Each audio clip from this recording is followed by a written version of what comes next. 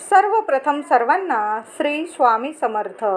स्वामी महाराजांच्या कृपेने तुमच्या सर्व चांगल्या इच्छा पूर्ण होत ही स्वामींचरणी प्रार्थना करते आणि आजच्या छानशा अशा व्हिडिओला सुरुवात करते.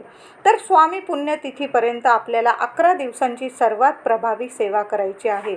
26 एप्रिल ते 6 मे 2024 या 11 दिवसात श्री स्वामी महाराजांची, श्री गुरुदेव दत्तांची खूप प्रभावी सेवा आपल्याला करायची आहे.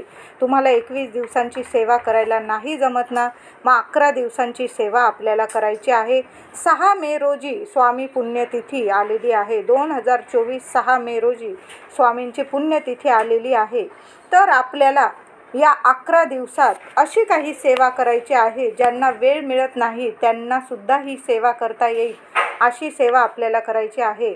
आयुष्यात खूप दुःख, त्रास, चिंता असेल, कुठेच काही मार्ग सापडत नसेल तर डगमगून जाऊ नका. स्वामी देतील साथ. आपली काळजी, आपली चिंता आपल्यापेक्षा आपल्या देवाला जास्त आपली चिंता असते. स्वामी आपल्याला कधीच एकटं सोडत नाही, कायम पाठीशी असतात. म्हणून डगमगून जाऊ नका, कधीच घाबरू नका. कितीही मोठं संकट येईल, स्वामी मार्ग नक्कीच दाखवतील. त्यातून आपल्याला बाहेर काढण्याचं काम स्वामीच करतात. पहिल्या दिवशी म्हणजे आपल्याला आता सेवेला सुरुवात करायची आहे, ती म्हणजे 26 एप्रिल रोजी आपल्याला सेवेला सुरुवात करायची आहे. 6 मेपर्यंत 11 दिवसाच्या सेवेला सुरुवात करण्याआधी पहिल्या दिवशी संकल्प करून घ्यायचा आहे.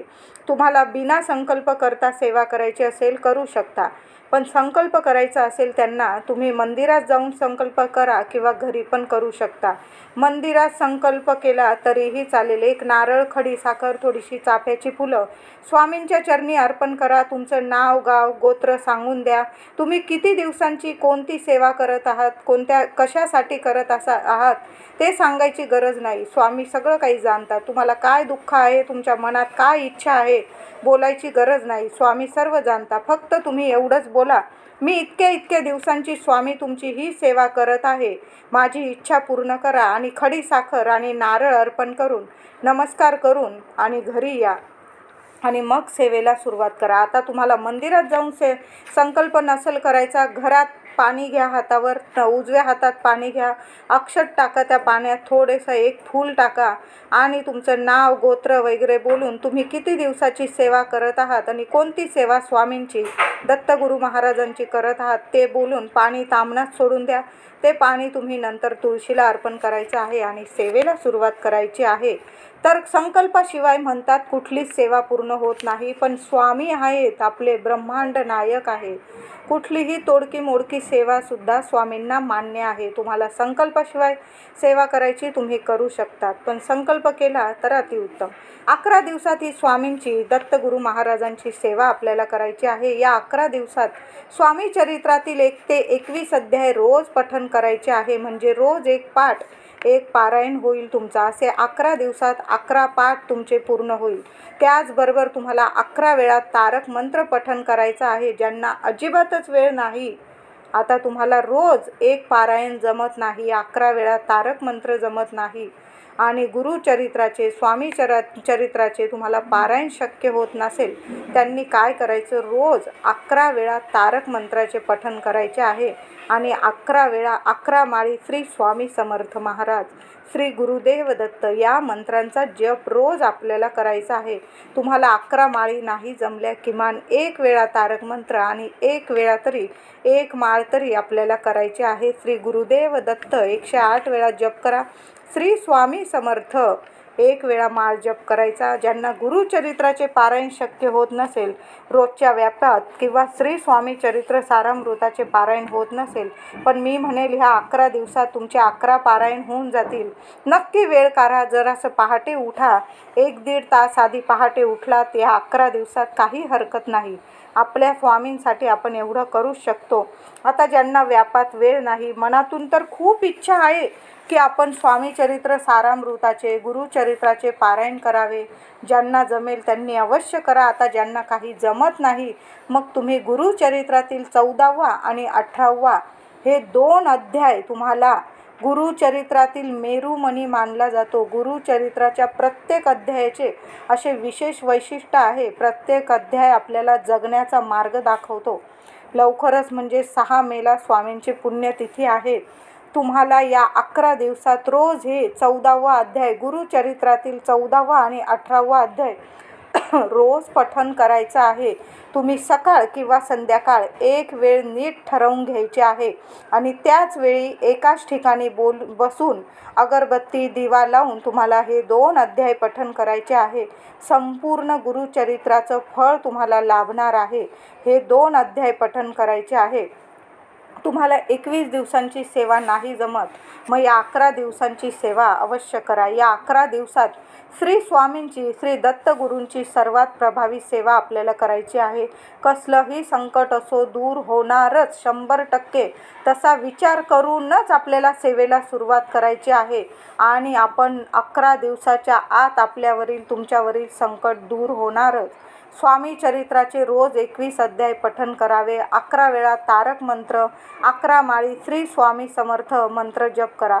ही झाली स्वामींची सेवा. स्वामींची सेवा सुरू करताना पहिल्यांदा स्वामी अष्टक पठण करायचे आणि मग सेवेला सुरुवात करायची. स्वामी सेवा करताना कधी पण आपण आसनावर बसलो की स्वामी अष्टक पठण करायचे आणि मग तुम्ही माळ जपा, तारक मंत्र म्हणा किंवा श्री स्वामी चरित्र सारामृताचे अध्याय वाचायला, पारायण करायला सुरुवात करा. त्याआधी स्वामी अष्टक आपण बोलायचं आणि मग सुरुवात करायची आहे.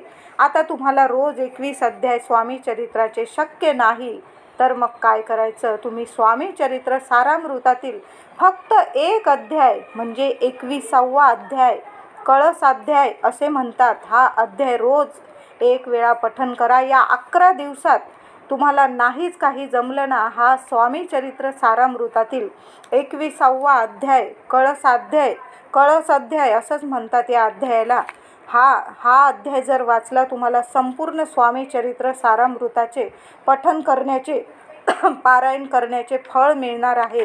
रोज 1 वेळा पठण करा. वेळ एकच ठरवून घ्या आणि नाहीच वेळ मिळाली, तुम्ही जेव्हा वाचाल तेव्हा चालेल, फक्त 5 मिनटं लागेल. तुम्ही सकाळी आंघोळीनंतर जरी हा 21वा अध्याय वाचला तरीही चालेल. त्याचबरोबर 11 वेळा तारक मंत्राचे पठण करा आणि 11 वेळा स्वामींचा जप करायचा आहे. तुम्हाला जेवढी शक्य होईल तेवढी 11 दिवसात स्वामींची सेवा करा. अगदी 5 मिनटं जरी तुम्ही खऱ्या मनाने प्रार्थना स्वामींना केली, स्वामींचा मंत्र जपला आणि स्वामी चरित्रातील 21वा अध्याय वाचला तरीही 108 स्वामी चरित्र सारामृताचे म्हणजे पारायण करण्याचे 100% फळ मिळणार तुम्हाला. तारक मंत्रातील एक ओळ अशी आहे, खरा होई जागा श्रद्धेसहित, कसा होशी त्यावी न तू स्वामी भक्त. म्हणून जेवढी सेवा 11 दिवसात तुम्हाला जेवढी स्वामींची सेवा जमेल तेवढीच करा. तोडकी मोडकी का होईना, पण प्रयत्न तर सुरू करा. पूर्ण मनापासून आणि श्रद्धेने करा. सर्व काही स्वामींवर सोपवून द्या. जीवनात कितीही मोठं संकट असू दे त्यांच्यावर सोडून द्या स्वामींवर. आणि तुम्हाला डोंगरा एवढी नाही जमली तरी तिळी एवढी सेवा नक्कीच करा. तुम्ही तिळी एवढी सेवा जरी केली तरीही चालेल. खऱ्या मनाने श्रद्धेने करा. आता श्री दत्तगुरूंची सेवा, तुम्हाला गुरुचरित्राचे पारायण नाही जमत तर हे 2 अध्याय गुरुचरित्राचे मेरुमणी अतिशय प्रभावी अध्याय मानले जातात. गुरुचरित्रातील 14वा आणि 18वा अध्याय या 11 दिवसात तुम्हाला पठण करायचे आहे. तुम्ही स्वामी चरित्रातील 21वा अध्याय पठण करताय, मग हे 2 अध्याय कसे पठण करू तरीही चालेल. एक मांडी दरी घालून बसला आणि एक अध्याय स्वामी चरित्रातील 21वा तुम्ही पठण केला आणि हे 14वा आणि 18वा पठण केला. माळ जपली, तारक मंत्र बोलला तरीही चालेल. सेवेला कुठलंच वेळ काळचं बंधन नसतं. तुम्ही कुठलीही सेवा तोडकी मोडकी जरी केली स्वामींना प्रिय आहे. दोन्ही अध्याय पठण करा. संपूर्ण गुरुचरित्राचं 100% फळ मिळेल.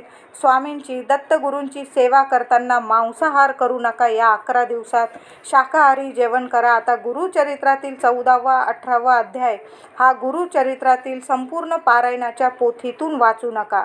तुम्ही पोथी उघडाल मग संपूर्ण आपल्याला पारायण करावं लागतं, हा नियम असतो, सर्वांनाच माहीत आहे. वेगळे अध्याय विकत घेऊन या. अगदी लहान लहानशा पोथी तुम्हाला बाजारात मिळून जाईल, एक 5-10 रुपयाला. पूजा साहित्याच्या दुकानातून मिळून जातील. त्यातूनच तुम्हाला 14वा आणि 18वा अध्याय वाचायचा आहे. तुम्हाला मानसिक त्रास असेल, गुरुबळ नसेल तर हे 2 अध्याय या 11 दिवसात अवश्य पठण करा. तुम्हाला 1.25 महिना किंवा आयुष्यभर जरी हे 2 अध्याय पठण करायचे असेल तुम्ही करू शकता, पण या 11 दिवसात आठवणीने वाचा.